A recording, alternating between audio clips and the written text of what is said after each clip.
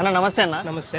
Okay, గతంలో ఇప్పుడు జరిగినటువంటి ఈ ఫార్ములా రేస్ ఏదైతే ఉందో హైదరాబాద్లో మీరు చూసే ఉంటారు, అంతకుముందు కేటీఆర్ గారు ఆధ్వర్యంలో జరిగింది. ఇప్పుడు దాంట్లో కూడా కొన్ని అవకతవకలు జరిగాయి. రేపు మళ్ళీ కేటీఆర్ గారిని అరెస్ట్ చేయబోతున్నారంటూ కొన్ని వార్తలు వస్తున్నాయి.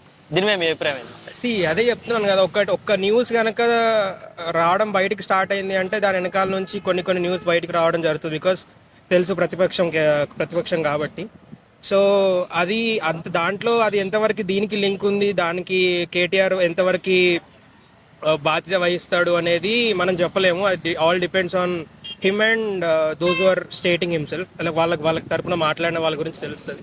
సో దాని గురించి అయితే దీనికి ఎటువంటి సంబంధం లేదని నేను అనుకుంటున్నాను. ఓకే, ఇప్పుడు రేవంత్ గారి పరిపాలన సంవత్సరం నుంచి చూస్తున్నారు, ఎలా అనిపిస్తుంది పరిపాలన? బాగుంది, అన్ని కరెక్ట్గా చేస్తున్నాడు. అంటే చాలా మందికి అర్థం కాకపోవచ్చు ఆయన హైడ్రాన్ తీసుకురావడం, ఎందుకు హైడ్రాన్ చేస్తాడని తెలుసుకురావడం చాలా మందికి అర్థం కాలేదు ఇప్పటికి కూడా. ఒక తర్వాత ఫ్యూచర్లో విజయవాడలో హైదరాబాద్ అవ్వకూడదు అని చెప్పి ఆయన తీసుకొచ్చాడు అన్న సంగతి అందరికి కొంతమందికి మాత్రమే తెలుసు. అది అందరికీ తెలిస్తే అందరికీ అర్థమవుతుంది అది ఎంతవరకు కరెక్టో కాదో అని చెప్పి. ఇప్పటివరకు అయితే Revanth Reddy was good. Actually he's doing everything on point అని చెప్పి నాకు అనిపిస్తుంది. ఓకే, ఫైనల్గా అల్లు అర్జున్ గారి విషయానికి వద్దాం. చివరిగా అసలు ఈ ఇష్యూ మొత్తం సార్ట్అవుట్ అవ్వాలంటే మీ వైపు నుంచి మీ అభిప్రాయం ఏంటి, ఏమనుకుంటున్నారు?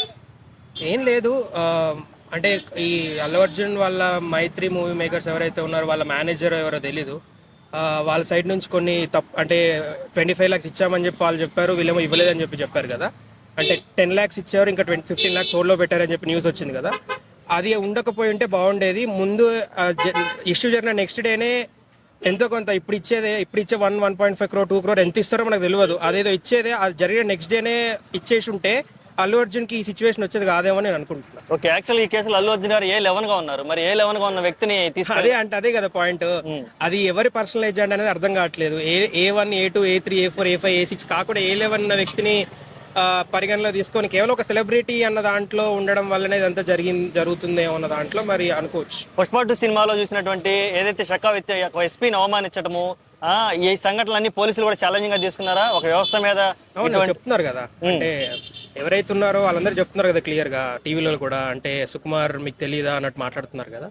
So they might have to kit పర్సనల్గా తీసుకుని ఉండొచ్చు. అండ్ ఇది ఇట్లా జరగకుండా ఈ సిచ్యువేషన్ బయటికి అంటే ఎవరొకరు చనిపోకుండా అంత బాగానే ఉంటే అవన్నీ బయటకు వచ్చేది కాదేమో, బట్ జరిగింది కాబట్టి బయటకు వచ్చింది.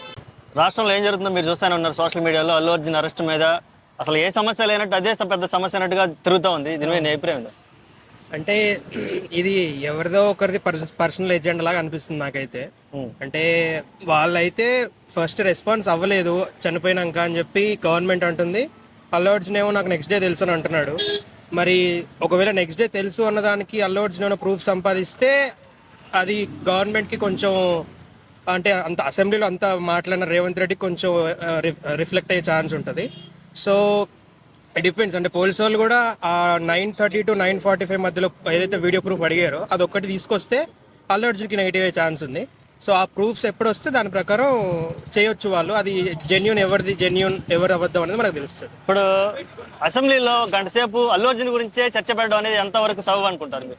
అంటే దానికన్నా ముందు అల్లు అర్జున్ ప్రెస్ మీట్ అంటే అల్లు అర్జున్ మాట్లాడిన విధానం ప్రకారమే కదా రేవంత్ రెడ్డి మాట్లాడింది. సో అతని మీద అసాసినేషన్ జరిగింది అని చెప్పి ఆయన మాట్లాడడం జరిగింది కాబట్టి డిస్కషన్ అనేది వచ్చింది. అది కూడా ఓవైసీ గారు రేజ్ చేసిన పాయింట్ మీదనే. అంటే ఇదంతా చూస్తుంటే ప్రీ ప్లాన్డ్ వాళ్ళంతా వాళ్ళే ముందుగానే డిస్కషన్ చేసుకొని ఈ టాపిక్ గురించి మాట్లాడాలనుకొని అట్లే లేదు. ప్రీ ప్లాన్డ్ అనేది అయితే చెప్పలేము, because we all known about Owaisi. అతను జనరల్ ఇష్యూస్ మీదనే తీస్తాడు కాబట్టి అదే జరుగుంటుంది తప్ప ప్రీ ప్లాన్డ్ అని అయితే నేనైతే అనుకోను. That is for sure. Okay అండి, థ్యాంక్ యూ. ఉజ్వల్ టీవీ అన్న సబ్స్క్రైబ్ చేసుకో.